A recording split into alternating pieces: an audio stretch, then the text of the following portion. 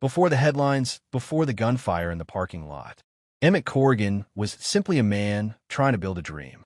Born in Lubbock, Texas, and raised in a devout Mormon household, Emmett was described by friends as charismatic, driven, and deeply loyal.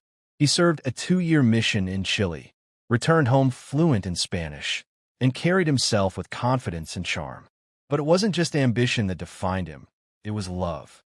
In college, he met Ashley, a bright, soft-spoken woman from Idaho. Their connection was instant.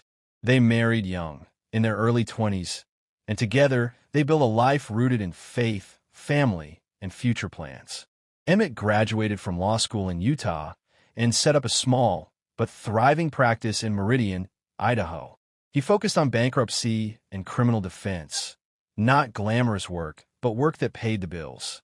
He often worked late, poring over files in his home office or preparing for court in the early hours before sunrise. At home, the Corrigans were growing, 5 children in just under a decade. From the outside, it looked idyllic, like something out of a lifestyle magazine. A clean home, a new SUV, church on Sundays, family portraits in the hallway. But reality was messy, eh?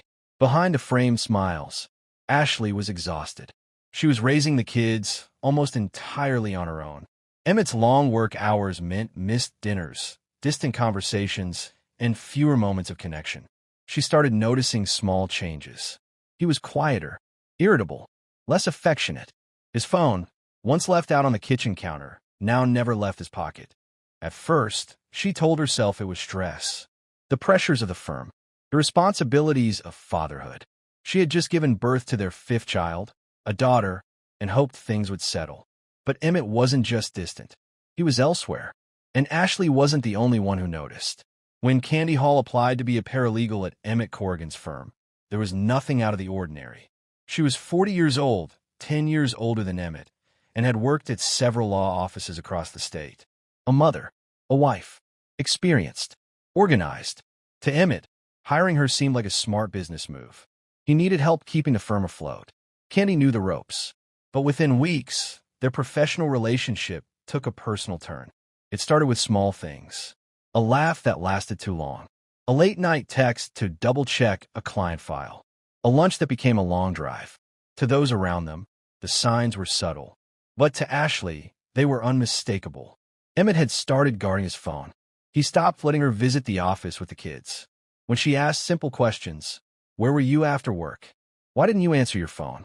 his replies turned defensive. Across town, another marriage was unraveling. Rob Hall, Candy's husband of over 15 years, had started to sense something was off too. She had grown distant, secretive. He caught her texting late into the night, and when he asked about it, she brushed it off. But then one evening, Rob picked up her phone while she was in the shower. What he found would shatter him. Flirtatious messages, deleted calls, voicemails, and one photo that left no room for doubt. Candy and Emmett were more than coworkers. They were lovers. Rob confronted Candy.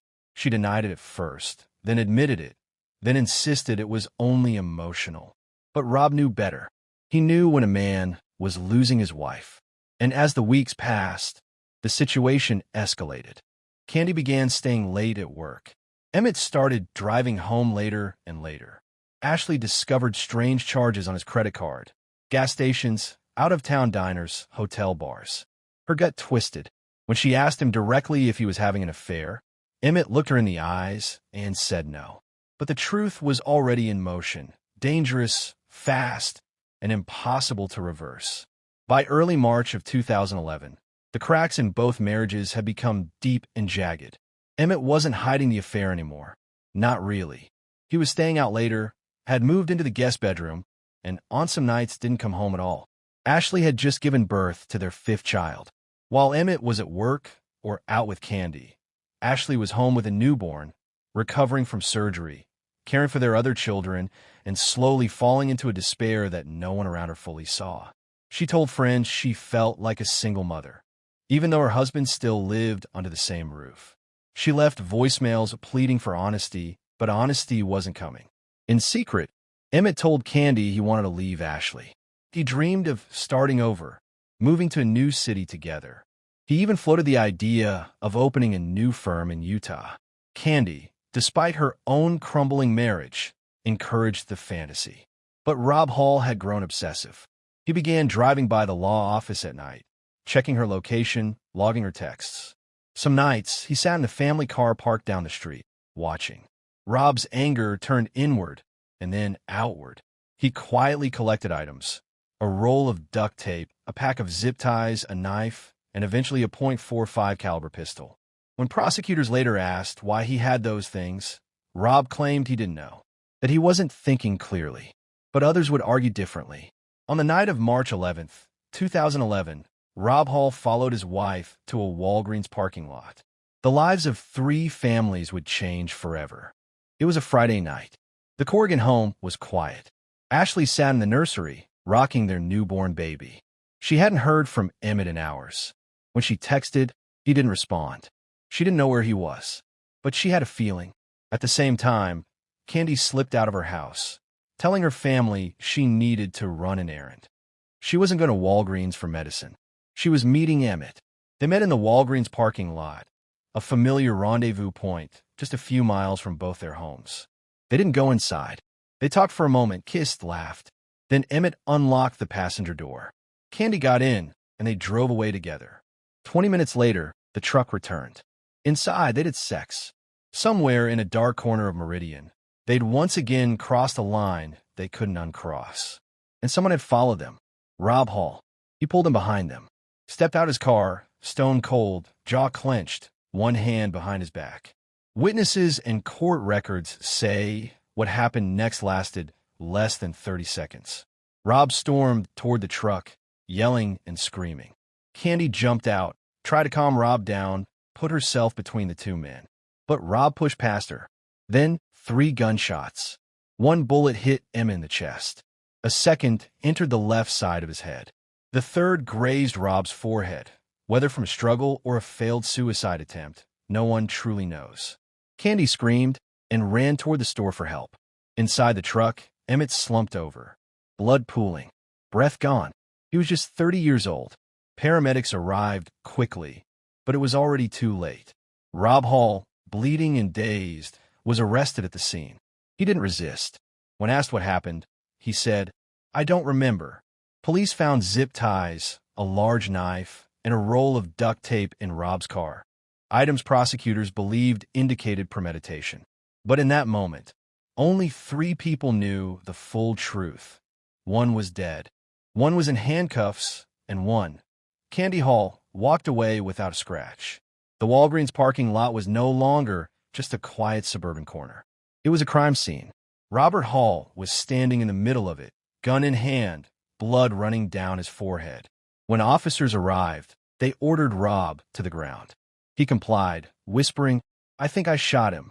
They retrieved a loaded .45 caliber handgun, warm to the touch, and searched Rob's vehicle, discovering duct tape, zip ties, a large hunting knife, and latex gloves. To detectives, this wasn't a spontaneous act of rage. This looked like a plan. By the next morning, the story had gone public. A respected young lawyer, gunned down. A love affair, exposed. A husband, in custody. Ashley, still reeling from childbirth, woke up in news vans outside her home. Her children had questions. She had no answers. At the police station, Rob underwent treatment for his head wound, then was interrogated. He claimed a complete memory blackout. He said he didn't remember pulling the trigger or even bringing the gun. To some, it sounded like a man in shock. To others, the start of a legal defense. Candy insisted she didn't know Rob had followed her. She claimed she thought she was meeting Emmett in private, that the confrontation came out of nowhere. But investigators were skeptical. Why meet in a parking lot so close to home? Why turn location tracking back on just hours before the shooting after weeks of disabling it? Why didn't she call the police until after the 3rd shot? Without concrete evidence tying Candy to a setup, police charged Rob Hall with 2nd-degree murder. The courtroom filled as the community waited for justice. Prosecutors argued this was no crime of passion. It was premeditated murder fueled by jealousy and rage. They pointed to the duct tape, zip ties, hunting knife, and handgun found in Rob's car, and his obsessive behavior, following Candy, checking her texts, and sitting outside. the law office late at night. Rob's defense portrayed him as a devoted husband pushed to his breaking point, a man who suffered a psychological break and blackout. Rob himself testified, describing a mental haze where he couldn't recall the shooting. Candy's emotional, inconsistent testimony became a focus. After less than 2 days, the jury found Rob guilty of second-degree murder. He was sentenced to 30 years in prison with parole eligibility after 17.5 years. The judge called it a tragic consequence of betrayal and uncontrolled anger. Ashley expressed relief, but also sorrow. "No sentence can bring Emmett back," she said, "but the truth is out. My children deserve that." The tragedy revealed more than just a crime. It revealed the fragility of human relationships, the devastating consequences when love turns to obsession, and the long shadow betrayal leave behind. In the wake of the tragedy, Candy Hall faced her own downfall. Charged with embezzlement from a previous employer, she pleaded guilty, served a year in prison, and entered rehab. She stayed out of the public eye. Ashley found strength in adversity. She became a voice for others dealing with loss, betrayal, and grief, speaking publicly about her journey and advocating for victims of domestic trauma.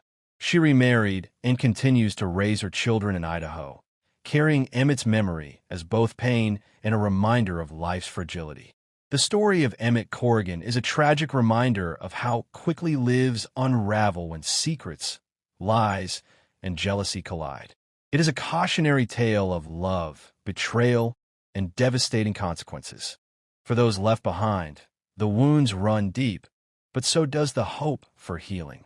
Thanks for watching. Don't forget to subscribe for more true crime stories.